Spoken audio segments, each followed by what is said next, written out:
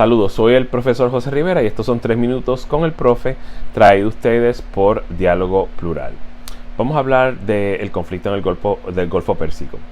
Hoy quiero hacer una pausa para explicar con serenidad y sin consigna cuál es el estado de situación de esta guerra entre Estados Unidos, Israel e Irán a 3 semanas de haber comenzado. Lo primero que hay que decir es que este conflicto no surgió de la nada. Venía precedido por semanas de tensión, acumulación militar y una negociación nuclear que todavía en ese momento no estaba muerta. Reuters reportó el 27 de febrero que hubo progreso en las conversaciones mediadas por Omán, aunque no se había llegado a un acuerdo final. Dicho de otra manera, la vía diplomática no estaba cerrada del todo en la víspera del comienzo de los ataques. Y sin embargo, el 28 de febrero comenzaron los bombardeos conjuntos de Estados Unidos e Israel en contra de Irán. Desde entonces, el conflicto ha escalado regionalmente, ha golpeado infraestructura estratégica, ha desatado una crisis energética global y no se muestra un final claro. Reuters describe hoy una guerra que se ha expandido más allá del control político que Washington proyectó al principio. En el plano humano, el costo ha sido devastador. Uno de los episodios más estremecedores fue el ataque al principio. Fue un ataque contra una escuela en la localidad iraní de Minab.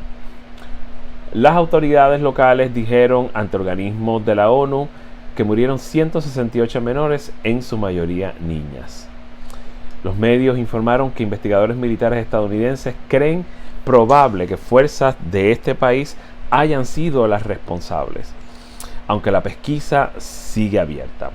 Si esa conclusión se confirma, estaríamos ante uno de los peores episodios de muertes civiles causadas por ataques estadounidenses en buen tiempo. También ha habido un costo considerable para los Estados Unidos. A estas 3 semanas, medios y legisladores estadounidenses ya hablan de 13 militares muertos y más de 200 heridos, mientras que Irán y sus aliados continúan demostrando capacidad de represalia, más Irán que sus aliados.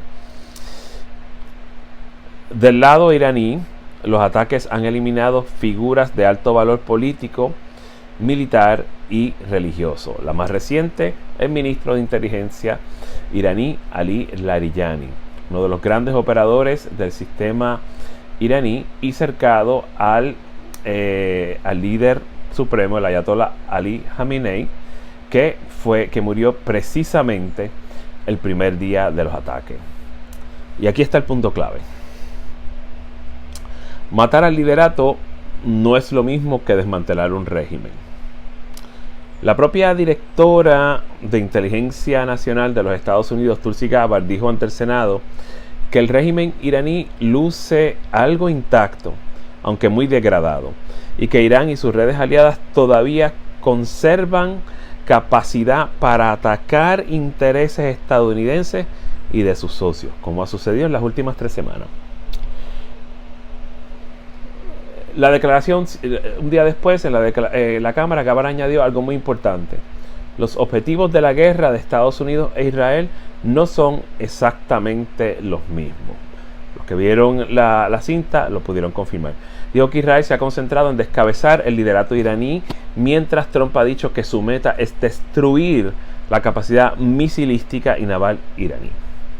El director de la CIA, de la Agencia Central de Inteligencia, John Ratcliffe, por su parte, sostuvo que esa misma audiencia que Irán sí representaba una amenaza inmediata, lo que chocó frontalmente con el exdirector del Centro Nacional de Contraterrorismo, Joe Kent, quien abandonó el cargo, diciendo que Irán no representaba una amenaza inminente y que la guerra respondió, palabras de él, por presiones de Israel y su lobby en los Estados Unidos.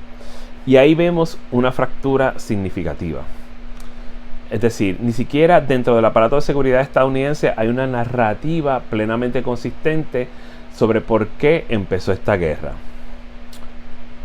Mientras tanto, Irán respondió militarmente con misiles y drones contra Israel, contra bases y aliados de Estados Unidos en el Golfo y hasta con un intento de alcanzar la base de Diego García en el Océano Índico. Los medios también reportan que el día de hoy Irán ha contribuido a dejar el estrecho de Hormuz prácticamente intransitable. Y eso nos lleva al impacto global. En el estrecho de Hormuz se mueve aproximadamente una quinta parte, es decir, un 20% del petróleo y gas natural licuado del mundo. Reuters informa que el cierre efectivo del paso, sumado a ataques sobre infraestructura energética regional, ha provocado que la Agencia Internacional de Energía, la EIA, ya describe como la peor disrupción energética global de la historia, por encima incluso de la crisis petrolera de 1973. El precio del crudo se ha disparado y la guerra ya está golpeando la inflación, transporte, cadenas de suministro y costos de vida muy lejos del campo de batalla. Y por eso, a 3 semanas del inicio, lo que vemos no es una guerra resuelta, ni una operación limpia, ni una victoria estratégica clara. Lo que vemos es un conflicto expandido, con diplomacia colapsada, con narrativas contradictorias en Washington, con costos humanos intolerables y con una economía mundial cada vez más afectada. Y cierro con la pregunta que para mí sigue siendo la más importante. Si la diplomacia omaní todavía estaba viva, si no había una estrategia de salida clara, y si hoy hasta la propia inteligencia estadounidense admite que el régimen iraní sigue en pie, entonces, ¿qué fue exactamente lo que motivó a Estados Unidos a entrar de lleno en esta guerra? ¿Qué o quién los motivó? Hasta la próxima.